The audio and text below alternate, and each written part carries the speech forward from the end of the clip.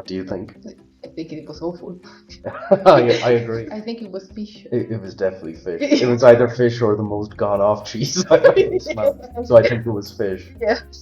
So the question was, can people benefit from communicating their uncertainty and confidence in a sensory domain that is famous for being limited to verbalize, let's say? We were interested in, okay, so this is something that we see in vision. Is it something that also applies to other sensory modalities as well? What about olfaction itself? Because what we know famously, especially in Western cultures, the vocabulary dedicated to the olfactory domain is quite limited compared to some other cultures and languages. What we know in our research so far, especially in perceptual decision-making paradigms, is like when two people decide together, they do better, they perform better in the task themselves.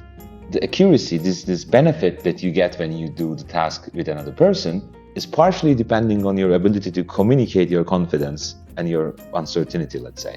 I think it's cinnamon, because it's like my favorite smell of all the time.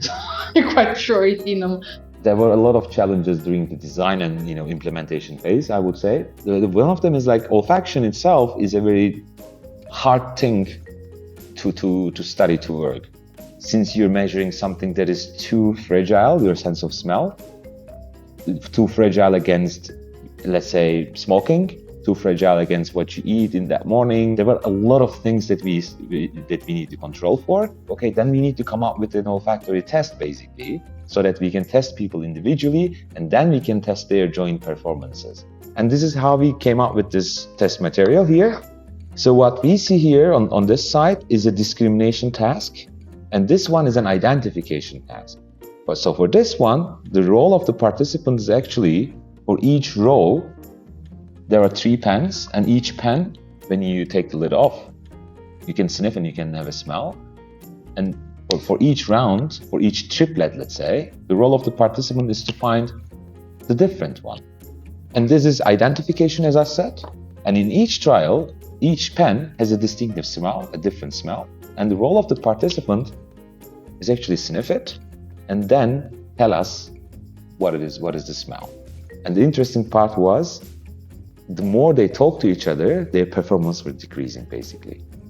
I said glue.